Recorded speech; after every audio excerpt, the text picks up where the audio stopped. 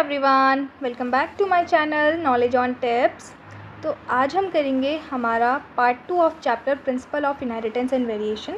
ठीक है, पार्ट 1 हमने इसी चैनल पे एनसीईआरटी लाइन बाय लाइन के थ्रू कंप्लीट किया है।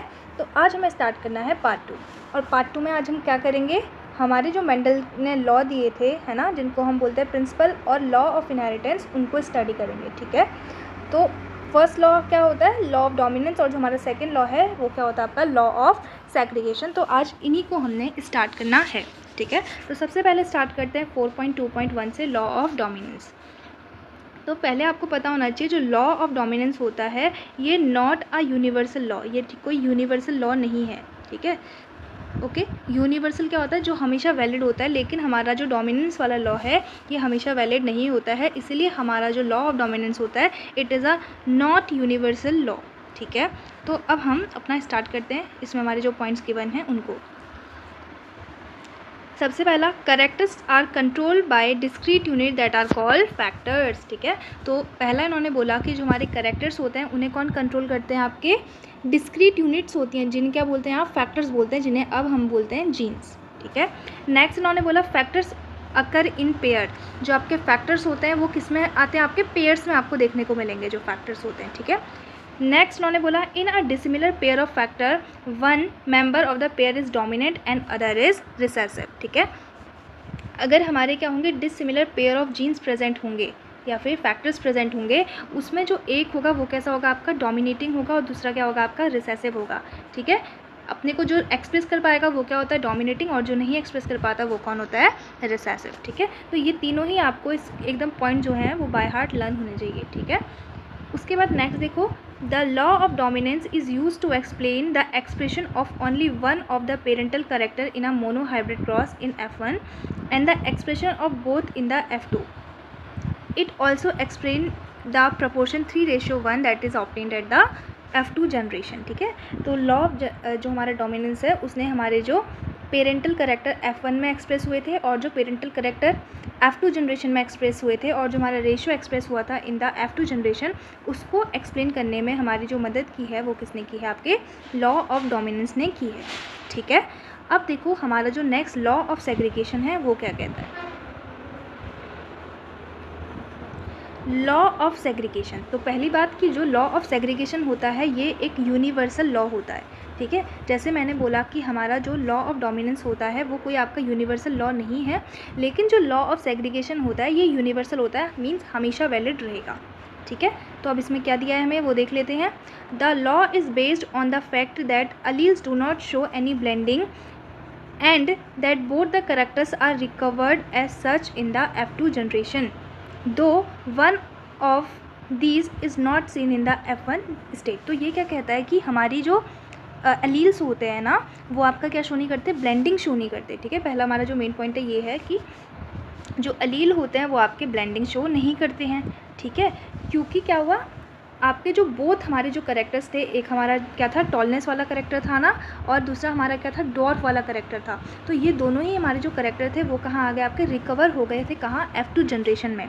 ठीक है, और हमने देखा भी था कि F2 में हमारे टॉल भी आया था और डॉर्फ भी करेक्टर हमारा शो हुआ था। ठीक है, और ये भी बोला है देखो जो कि हमारा कहाँ सीन नहीं हुआ था, F1 जनरेशन में। हमने देखा ना कि F1 जनरेशन में हमारा डॉर्फ वाला करेक्टर तो आया ही नहीं था, लेकिन F2 में क्या हो गया था, वो रिकवर हो गया था। इसलिए बोलता है कि हमारे जो अलील्स होते हैं वो कोई भी ब्लेंडिंग शो नहीं करते हैं। ठीक है, though the parent contain two alleles during the gamete formation, the factors or the alleles of a pair segregate from each other such that the gamete receive only one of the two factor। ठीक है, तो ये भी हमारी क्या रहती है, important line रह जाती है,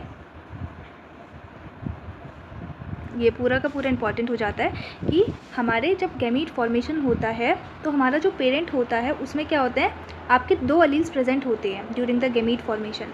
ठीक है, लेकिन जब क्या होता है, लेकिन जो हमारा क्या होता है सेग्रीगेशन हो जाता है और जो हमारा आपकी जो प्रोजेनी है सिर्फ उसको क्या होता है एक ही आपका गैमीट रिसीव होता है।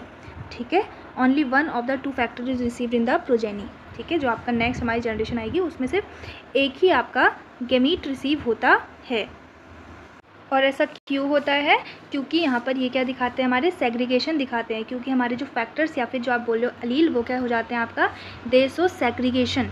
ठीक है, इसीलिए हमारा सिर्फ एक ही आपका जो फैक्टर है वो आपका प्रोजेनी में आता है, ठीक है।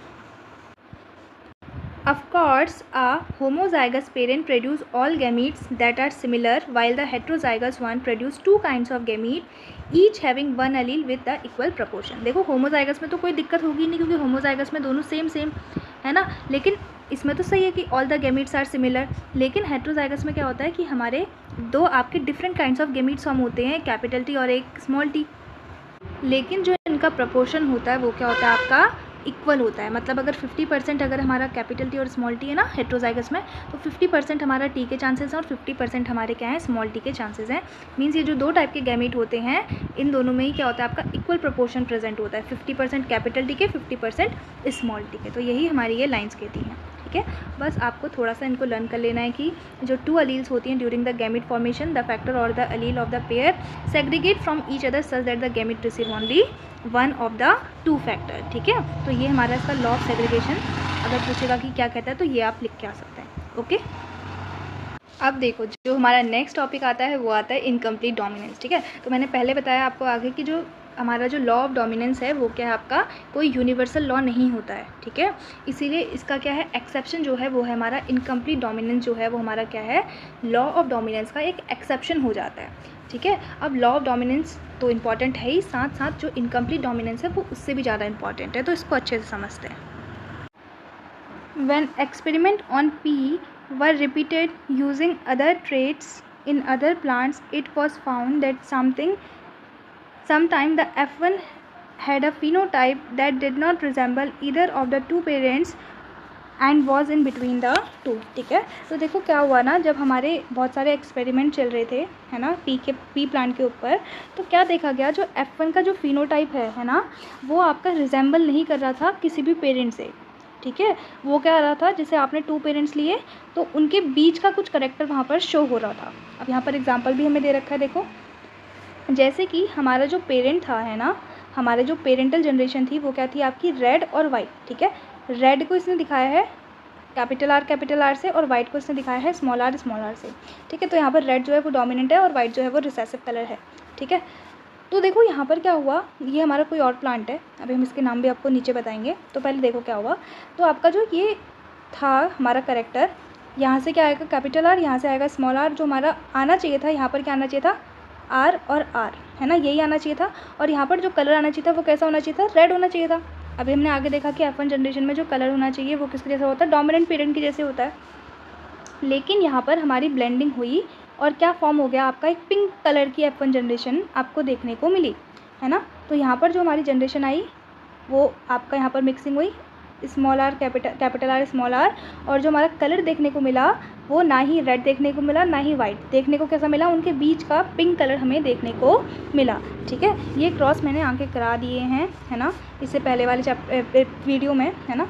तो फिर देखो मैंने इसीलिए करवाए थे वहाँ पर, इसीलिए मोनोहाइब्रिड क्रॉस इसलिए अच्छे से समझा रही थी ताकि अभी हमें दिक्कत ना हो, ठीक है। तो अब देखो फिर क्या हुआ आपका, क्या बना आपका आर और आर, यहाँ पर हमारे गेमीट्स फॉर्म हुए, कैसे आर और आर। अब जब इनका आप क्रॉस कराओगे तो क्या होगा, देखो एक पेरेंट को यहाँ रख देते हैं, एक पेरेंट को यहाँ रख देते हैं। जब इससे इसका क्रॉस कराओगे तो कैपिटल आर, इससे इसका कराओगे तो कैपिटल आर स्मॉल आर, फिर इस वाले से इसका कराओगे तो कैपिटल आर स्मॉल आर, फिर इस वाले से इसका कराओगे तो स्मॉल आर। तो यहाँ पर हमारे दो तो बने जैसे हमारे पेरेंटल जनरेशन में थे, एक रेड बना और एक कैसा बना, वाइट बना। लेकिन जो यहाँ पर जो दो हेट्रोजाइगस थे, है ना, जब हमने पी प्लांट के लिए स्टडी किया था मेंडल ने, तब तो ठीक था कि उसमें कोई नहीं था, टॉली हो रहा था, ऐसा नहीं था कि कोई मीडियम हाइट का, बीच वाली हाइट का आ रहा था, इंटरमीडिएट हाइट का आ रहा था। लेकिन यहाँ पर क्या हुआ, जब इन्होंने ये देखा तो ये दोनों क्या थे, हमारे पिंक कलर के थे, ठीक है। तो यहाँ से हमारी पता चला कि जो हमारी F2 जनरेशन है वो क्या दिखा रही है आपका एक इंटरमीडिएट कलर दिखा रही है इन दोनों के बीच का। तो यहाँ पर फिनोटाइप और जीनोटाइप दोनों ही चेंज हो गया फॉर द इनकम्प्लीट डोमिनेंस।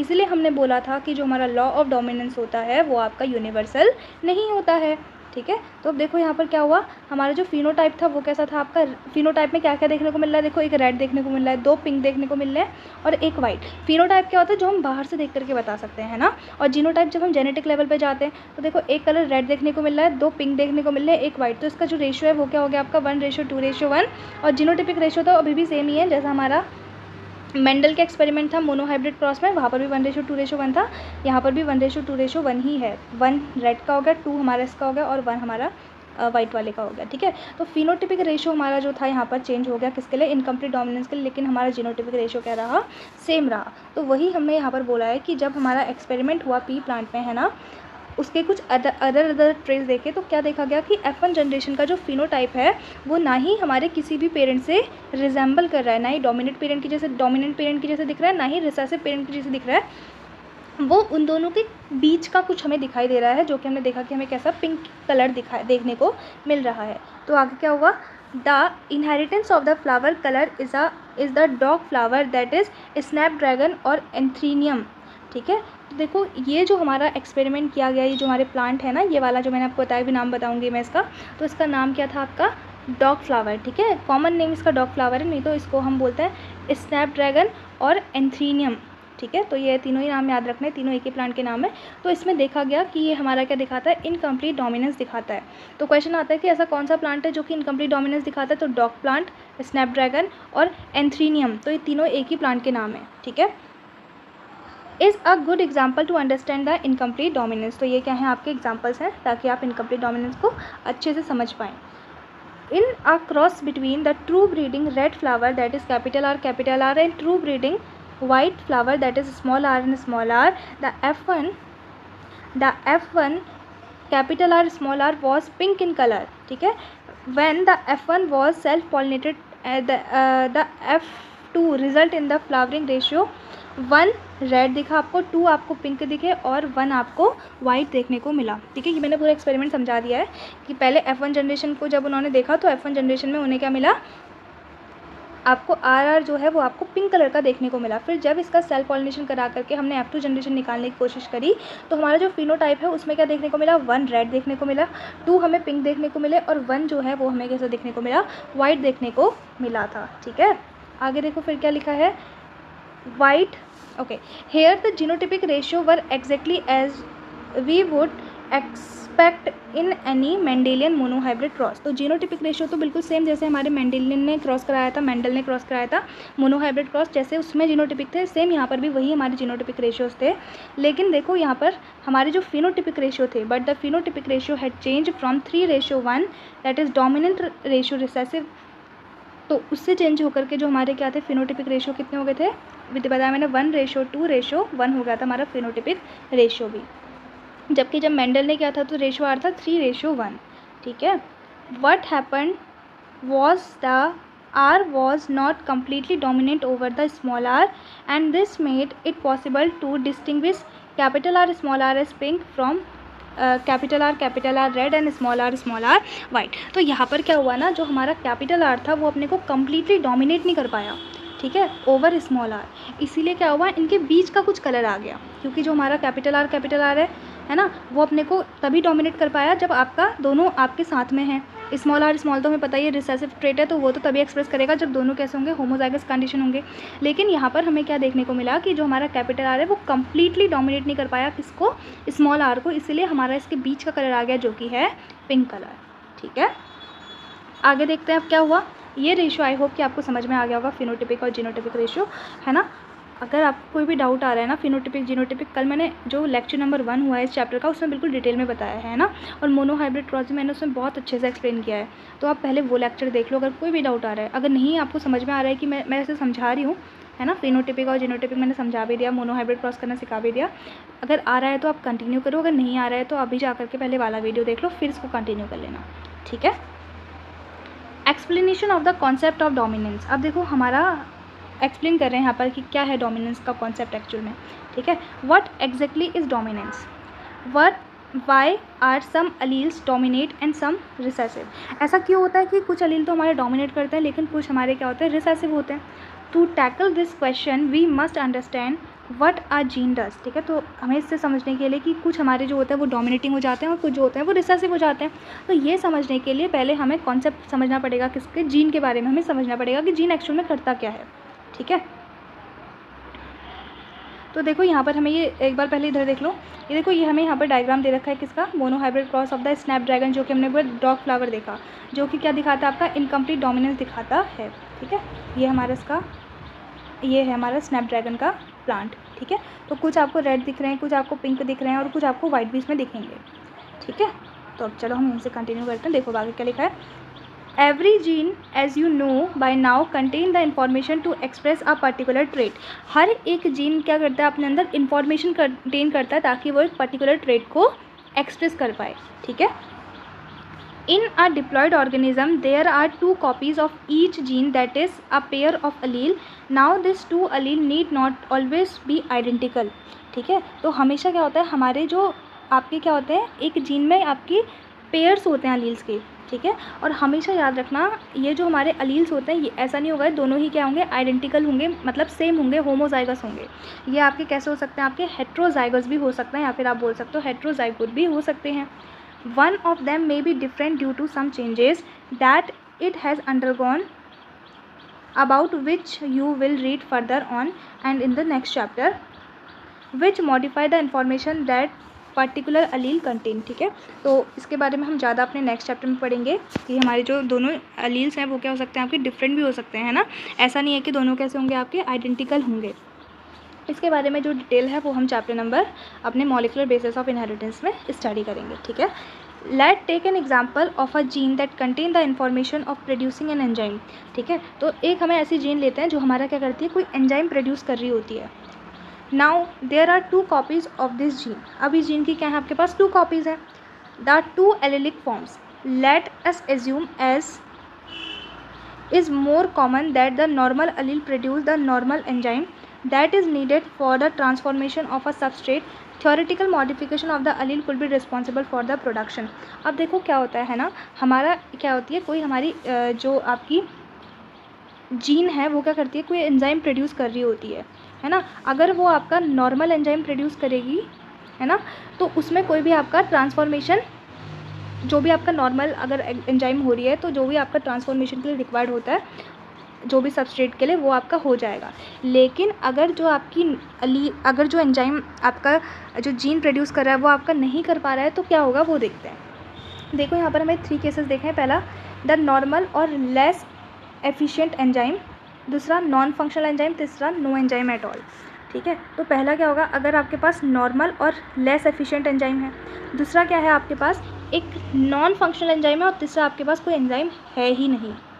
अब देखो ना, अगर क्या होगी हमारे पास नॉर्मल जीन या फिर लेस एफिशिएंट एंजाइम प्रेजेंट है तो ये जो होगी वो किसको दिखाएगी, हमारे डोमिनेंट करेक्टर को दिखाएगी, ठीक है। और यहाँ पर जो उसका फिनोटिपिक रेशो है वो भी क्या रहेगा, सेम ही रहेगा, कोई फिनोटिपिक रेशो में चेंज नहीं आएगा, ठीक है। अगर नॉर्मल और लेस एफिशिएंट हमारी एंजाइम है तो क्या होगा, ये हमारा डोमिनेंट के जैसे एक्ट करेगा और यहाँ पर कोई भी फिनोटिपिक रेशो चेंज नहीं होगा, ठीक है। मतलब यहाँ पर डोमिनेंस, जो हमारा इनकम्प्लीट डोमिनेंस है वो भी शो नहीं होगा, यहाँ पर हमारा प्रॉपर डोमिनेंस वो शो करेगा।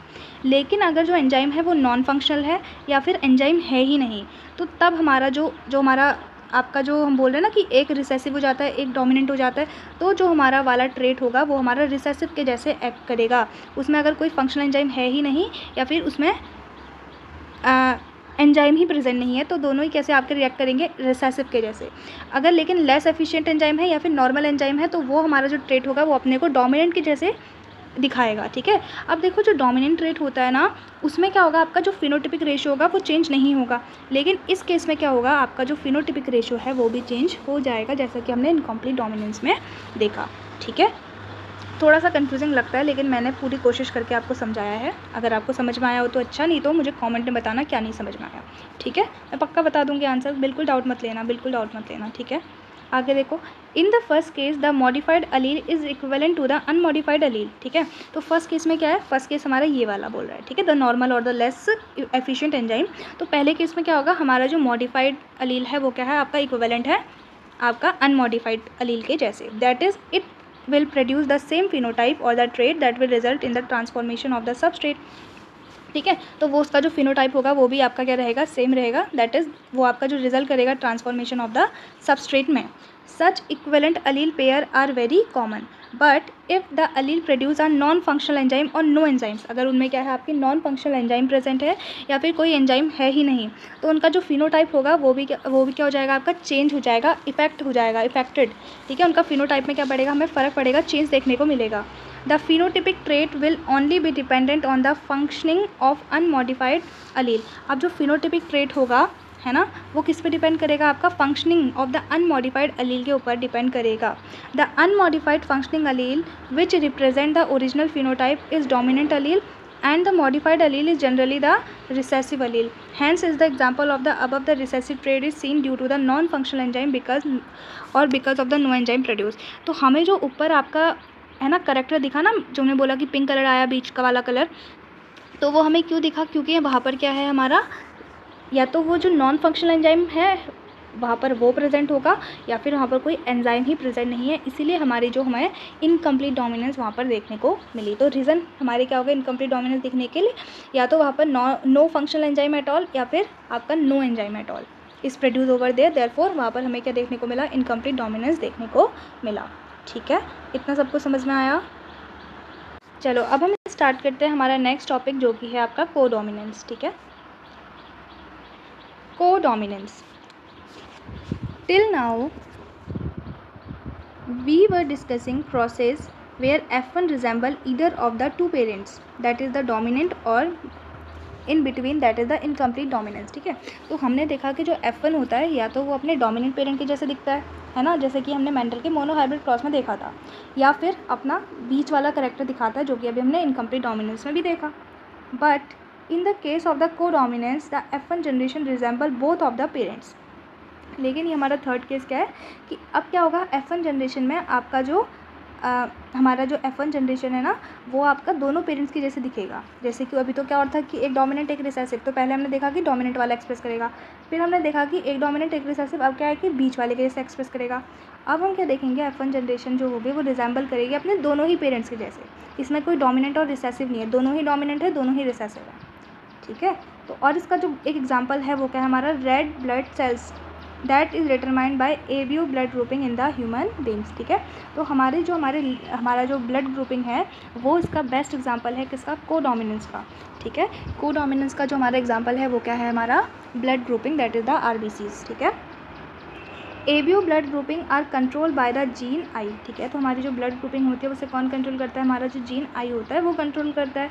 The plasma membrane of the red blood cell have sugar polymerase that produced from its surface and the kind of the sugar is controlled by the gene.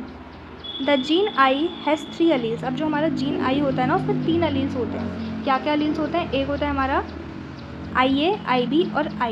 ठीक है, एक होता है IA, एक होता है IB और एक होता है I। ठीक है, these allele IA and IB produce a slightly different form of sugar while allele I do not produce any sugar। तो याद रखना कि जो हमारा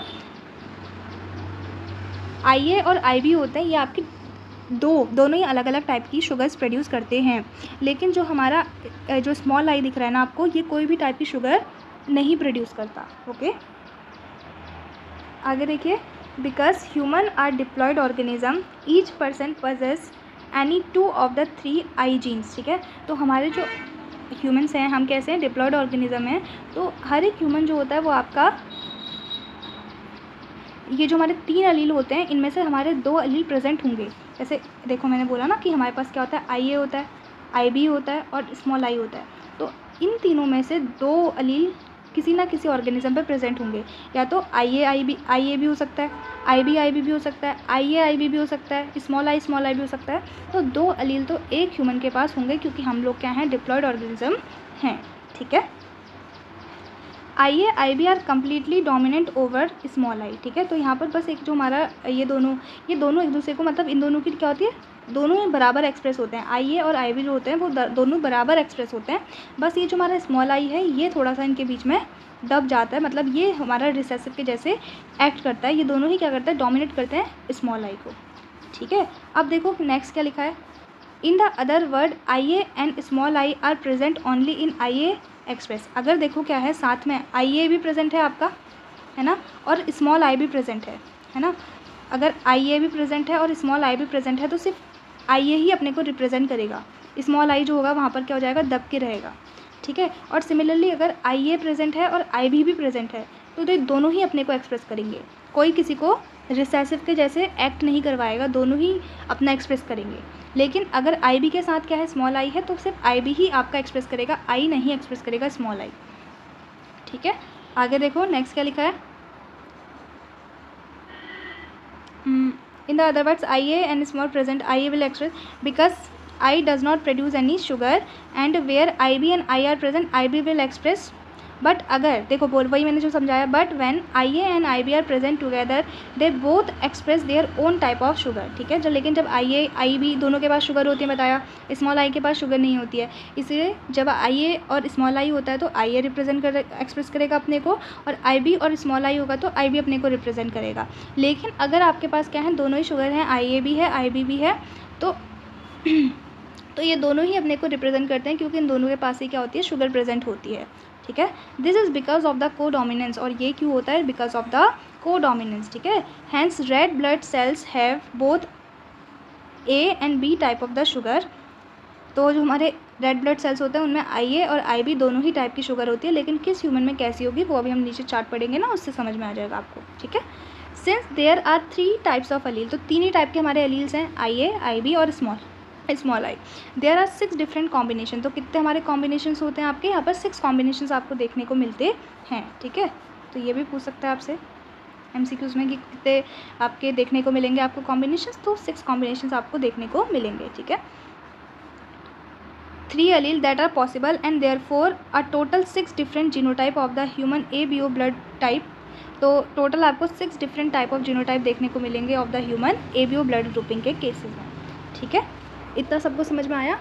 और next okay, how many phenotypes are possible, देखो अभी मैं नीचे जब आपको समझाऊंगी ना तो आपको समझ में आ जाएगा, लेकिन अभी बता देती हूँ कि जो फिनोटाइप होंगे वो हमें कितने देखने को मिलेंगे, 4, ठीक है। दिख नहीं रहा इससे, तो फिनोटाइप जो होंगे वो कितने देखने को मिलेंगे आपको, 4 फिनोटाइप्स देखने को मिलते हैं, कितने 4 फिनोटाइप्स आपको देखने को मिलते हैं, याद रखना, ठीक है।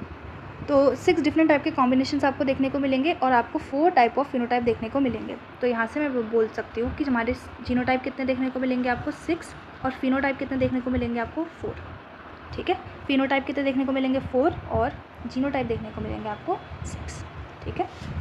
अब जब आप नीचे टेबल देखोगे तो आपको खुद ही समझ में आते रहेगा, लेकिन मैं आपको एक बार समझा देती हूँ। देखो अब देखो, table showing the genetic basis of the blood grouping in the human population. देखो एक हमारा अलील फ्रॉम पेरेंट ए, हमारा कोई पेरेंट है उसमें से अलील फ्रॉम पेरेंट बी, और ये हमारा जीनोटाइप ऑफ द ऑफस्प्रिंग और blood grouping blood type of the offspring देखते हैं। आप देखो किस टाइप का हमारा ब्लड आएगा। देखो हमारा जो पेरेंट 1 है वो क्या है, आई ए है, पेरेंट बी जो है वो बी आई ए है, ठीक है। मतलब दोनों मदर और फादर दोनों क्या हैं, आई ए और आई ए हैं। तो हमारा जो जीनोटाइप आएगा वो दोनों का क्या आएगा, आई ए और आई ए आएगा, ठीक है। और इसका जो ब्लड ग्रुपिंग टाइप हो जाएगा वो क्या हो जाएगा, मैं बोलूँगी कि इसका ब्लड ग्रुप ए है। उसके बाद अगर फर्स्ट वाले पेरेंट का आई ए है, सेकेंड वाले पेरेंट का आई बी है, तो आई ए और आई बी आ जाएगा दोनों का, और मैं बोलूँगी कि मेरा जो पेरेंट मतलब जो मेरा ऑफस्प्रिंग है उसका ब्लड ग्रुप कैसा होगा, ए बी टाइप होगा। एक पेरेंट का आई ए है, दूसरे का स्मॉल आई है। अभी मैंने बताया कौन रिप्रेजेंट करेगा अपने को, आई ए रिप्रेजेंट करेगा, ठीक है। तो जीनोटाइप तो आई ए और स्मॉल आई हो जाएगा, लेकिन ब्लड ग्रुप कैसा होगा इसका, ए होगा, ठीक है। अब आई बी है और आई ए है, तो अगेन वही आई बी और आई ए होगा, तो आई ए आई बी बनेगा, और क्या ब्लड ग्रुप हो जाएगा, ए बी ब्लड ग्रुप हो जाएगा। आई बी ब्लड ग्रुपिंग है, सॉरी हाँ जी, आई बी ब्लड ग्रुपिंग है और आई बी ब्लड ग्रुपिंग है, दोनों आई बी, और ब्लड ग्रुप कैसा हो जाएगा इसका, बी हो जाएगा। फिर आई बी है एक पेरेंट का, स्मॉल आई है दूसरे पेरेंट का, डोमिनेटिंग कौन होगा, ये होगा, जीनोटाइप हो जाएगा आई बी आई, और ब्लड ग्रुप क्या हो जाएगा इसका, बी हो जाएगा, ठीक है। लास्ट हमारा दोनों ही अगर रिसेसिव हैं, दोनों ही आई हैं, दोनों ही अगर आई हैं तो आई ही होगा, और जो ब्लड ग्रुप होता है उस केस में हमारा क्या होता है, ओ ब्लड ग्रुप होता है, ठीक है। अगर दोनों ही पेरेंट्स का जो ब्लड ग्रुप होगा वो आई होगा, तो तब जा कर के हमारा जो ऑफस्प्रिंग है उसका जो ब्लड ग्रुपिंग टाइप होगी वो होगी आपकी ओ ब्लड ग्रुपिंग, ठीक है। देखो मैंने बोला इसका फिनोटाइप 4 होगा, मैंने कैसे बोला, देखो A blood grouping 1, A B blood grouping 2, B blood grouping 3 और ओ ब्लड ग्रुपिंग 4। तो फिनोटाइप क्या होता है, फिजिकल अपीयरेंस में जो देखने को मिलेगा, तो आपको सिर्फ 4 ही टाइप के अलग अलग ब्लड ग्रुप देखने को मिला, तो फिनोटाइप 4। लेकिन जीनोटाइप क्या है, इतने अलग अलग टाइप के हैं, तो जीनोटाइप आप बोल सकते हो इसका जीनोटाइप क्या हो जाएगा, क्योंकि सब देखो अलग अलग है ना, तो जीनोटाइप आप बोल सकते हो कि कितने आएंगे आपके, 6 आएंगे, ठीक है, ठीक है। ये टेबल जो है एक बार खुद से बनाना, खुद से प्रैक्टिस करना, बहुत क्वेश्चन आते हैं इससे, ईजी है, आ जाएगा। ठीक है, अब देखो हमारा ये आज का लास्ट पैराग्राफ रहेगा। ठीक है, तो चलो फिर स्टार्ट करते हैं। Do you realize that the example of the ABO blood grouping also provide a good example of multiple allelism? क्या आपने देखा कि जो हमारा ABO ब्लड ग्रुपिंग होता है वो हमें किसका एग्जांपल दे रहा है? मल्टीपल एलिलिज्म का एक बहुत अच्छा एग्जांपल दे रहा है। मल्टीपल एलील्स क्या होता है? Single gene having multiple allele controlling single character. ठीक है, एक आपके पास सिंगल जीन है, उसमें क्या है आपके मल्टीपल अलील प्रेजेंट हैं जो कि आपका एक सिंगल कैरेक्टर को कंट्रोल कर रहे हैं, उसको हम बोलते हैं मल्टीपल अलील्स। ठीक है, here you can see that there are more than 2, that is 3 allele governing the same character, है ना। मोर देन 2 आपके अलील्स प्रेजेंट हैं जो कि करेक्टर तो दिखा रहे हैं आपका सेम ही। Since an individual only 2 alleles can present, multiple allelism can be found only when the population studies are made. अब नेक्स्ट क्या देखा है? Occasionally a single gene product may be produce more than one effect. For example, starch synthesize in pea seeds is control by one gene. जो आपका starch synthesis होती है P plant में वो आपका एक जीन से कंट्रोल होती है। It has 2 alleles B and capital B and small B. ठीक है, और उसके पास क्या आपके 2 अलील्स हैं, एक कैपिटल बी एक small B. Starch synthesize effectively by capital B and capital B, that is or homozygote, and therefore large starch grain are produce. ठीक है, तो आपका जो स्टार्च है ना सिंथेसिस के लिए जो हमारे आपके जीन प्रेजेंट होता है वो आपका सिंगल जीन होता है, वो आपका उसका इफेक्ट होता है सिंगल जीन का। ठीक है, तो और आपका जो स्टार्च सिंथेसिस के लिए हमारे जो 2 अलील्स होते हैं वो एक होता है कैपिटल बी, एक होता है स्मॉल बी। अगर स्टार्च सिंथेसिस में हमारा capital B that is the homozygote condition देखेंगे तो हमारे जो हमारे लार्ज स्टार्च ग्रेन हमारे प्रोड्यूस होंगे। ठीक है, in contrast small B homozygote have less effective starch synthesis and produce small starch grain. लेकिन अगर आपकी स्मॉल बी कंडीशन आती है, ठीक है, that is the homozygous condition आती है स्मॉल बी वाले के लिए, दैट इज़ द रिसेसिव वाला। ठीक है, तो यहाँ पर हमारे जो स्टार्च ग्रेन प्रोड्यूस तो होंगे लेकिन कैसे होंगे? बहुत ही लेस इफिशियंसी होगी उनकी और बहुत ही छोटे छोटे प्रोड्यूस होंगे। ठीक है, after maturation the seed of capital B seeds are round and small B seeds are wrinkle. ठीक है, तो देखो क्या होता है जब मेच्योर हो जाते हैं तो हमारे जो कैपिटल बी जो हमारा अच्छा है लार्ज स्टार्च ग्रेन जिसमें प्रोड्यूस होते हैं होमोजाइगोट कंडीशन में, जिस कैपिटल बी उसके जो हमारे सीड्स फॉर्म होते हैं ना वो कैसे होते हैं? आपके राउंड फॉर्म होते हैं। लेकिन जो स्मॉल बी है उसके कैसे फॉर्म होते हैं? रिंकल्ड फॉर्म होते हैं। ठीक है, heterozygote produce round seeds and so B seem to be dominating allele. ठीक है, अगर जब आपकी हेट्रोजाइगस कंडीशन आती है ना, तो ये तो हमने पहले अलग अलग स्टडी किया कि कैपिटल बी और स्मॉल बी। उन्होंने देखा कि जो कैपिटल बी है उसमें हमारे लार्ज स्टार्च के ग्रेन प्रोड्यूस हो रहे हैं, स्मॉल बी में हमारे लेस एफिशिएंट और स्मॉल स्टार्च की जो ग्रेन्स हैं उनकी सिंथेसिस हो रही है। फिर उन्होंने नेक्स्ट देखा कि जो कैपिटल बी है उसमें हमारे राउंड आपके सीड्स फॉर्म हो रहे हैं और जो हमारा स्मॉल बी है जो होमोजाइगस कंडीशन में उसमें रिंकल्ड हमारे सीड की फॉर्मेशन हो रही है। नेक्स्ट उन्होंने जब हेट्रोजाइगस कंडीशन लेकर आए मतलब कैपिटल बी और स्मॉल बी, तो उन्होंने क्या देखा कि हमारे जो कैपिटल बी और स्मॉल बी में हमारे राउंड सीड्स फॉर्म हो रहे हैं। और राउंड सीड्स किस में फॉर्म हो रहे थे? हमारे जब हमारा कैपिटल बी था तब हमारे राउंड सीड्स फॉर्म हो रहे थे। तो यहाँ से उन्होंने कंक्लूजन लेके आए कि जो हमारे कैपिटल बी है मतलब जो कैपिटल बी वाला अलील है ना वो कैसा है? आपका डोमिनेटिंग नेचर का है। ठीक है, ऐसे समझ में आया? ठीक है, but the starch grain produce are of intermediate size in capital B and small B. लेकिन राउंड तो आए, लेकिन क्या हुआ जो हमारे स्टार्च के ग्रेन थे है ना वो लार्ज नहीं बने। जैसे हमारे कैपिटल बी में लार्ज बन रहे थे ना वो लार्ज नहीं बने, राउंड तो बने लेकिन कैसे बने? इंटरमीडिएट साइज़ के, मतलब ना ही ज़्यादा बड़े ना ही ज़्यादा छोटे, मतलब बीच वाले हमारे इंटरमीडिएट सीड्स हमारे फॉर्म हुए। ठीक है, साइज़ के। So if the starch grain size is considered as the phenotype, then for this angle the allele show incomplete dominance। देखो एक बार के लिए अगर जब मैं बोलूँगी कि मैंने उसका शेप देखा, शेप जब मैंने देखा तो मेरे को देखो शेप क्या दिखा? राउंड दिखा तो ठीक है कि डोमिनेट दिखा रहा है। कि देखो एक कैपिटल बी एक स्मॉल बी, ठीक है, एक स्मॉल बी, ठीक है, दोनों से हमारा क्या बना? कैपिटल बी स्मॉल बी बना। जब मैंने इसको देखा F1 जनरेशन में, तो F1 जनरेशन में देखा तो फिर मैंने देखा कि जो सीड्स हैं वो कैसे फॉर्म हो रहे हैं? राउंड फॉर्म हो रहे हैं। जो हमारा डोमिनेट वाला था तो मैंने यहाँ से बताया जो कैपिटल बी है वो क्या है? डोमिनेटिंग है सीड, क्योंकि मेरे राउंड फॉर्म हो रहे हैं। लेकिन जब मैंने इसका साइज़ देखा तो मैंने साइज़ का देखा कि इंटरमीडिएट इन दोनों के बीच का बन रहा है, क्योंकि इसके जो ग्रेन्स थे वो बहुत लार्ज थे, इसके ग्रेन जो थे वो स्मॉल थे, और इनके बीच का इसका जो साइज़ था वो देखने को मिल रहा था, इंटरमीडिएट साइज़ देखने को मिल रहा था, मतलब मीडियम साइज़ मुझे देखने को मिल रहा था। लेकिन देखो अब यहाँ पर क्या हुआ, अगर मैं उसके शेप को लूँ, कंक्लूज़न में अगर मैं उसके शेप को लूँ कि शेप कैसा आया, राउंड आया, तो मैं बोल दूँगी कि यहाँ पर लॉ ऑफ डोमिनेंस फॉलो हो रहा है। लेकिन अगर मैं उसके साइज़ को लूँ तो मैं यहाँ पे बोलूँगी कि मेरा लॉ ऑफ डोमिनेंस फॉलो नहीं हो रहा है। तो मेरा यहाँ पर क्या हो रहा है, आपका इनकम्प्लीट डोमिनेंस फॉलो हो रहा है।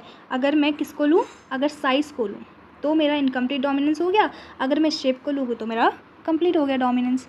ठीक है, तो यहाँ पर हमें दो चीज़ें कंसिडर करके दिखा रखी हैं। ठीक है, therefore dominance is not an autonomous feature of the gene or the product that it has information for. It depends as much on the gene product and the production of a particular phenotype from this product as it does not particular phenotype that choose to examine in the case more than one phenotype is influenced by the same gene. ठीक है, तो हमारे एक ही gene में आपके दो अलग अलग टाइप के हमें फिनोटाइप देखने को मिले, इसलिए ये एक हमारा ऑटोनोमस फीचर नहीं होता है। कौन? डोमिनेंस। ठीक है, तो यहीं पे हमारा ये लेक्चर कंप्लीट हो जाता है। ठीक है, तो अब हम अपने पार्ट 3 में आपसे मिलेंगे। ठीक है, तब तक के लिए आप इसको अच्छे से रिवाइज़ कर लो। जो समझ में नहीं आएगा ना वो आप मुझे कमेंट्स में बता देना, मैं उसको अच्छे से एक्सप्लेन कर दूँगी आपको। ठीक है, अगर आपको वीडियो अच्छी लगी हो तो please like share and subscribe. ठीक है, अच्छे से समझाऊँगी सब कुछ। इसके बाद हम ये वाला स्टार्ट करेंगे अपना इनहेरिटेंस ऑफ 2 जीन। ठीक है, थैंक यू फॉर वॉचिंग।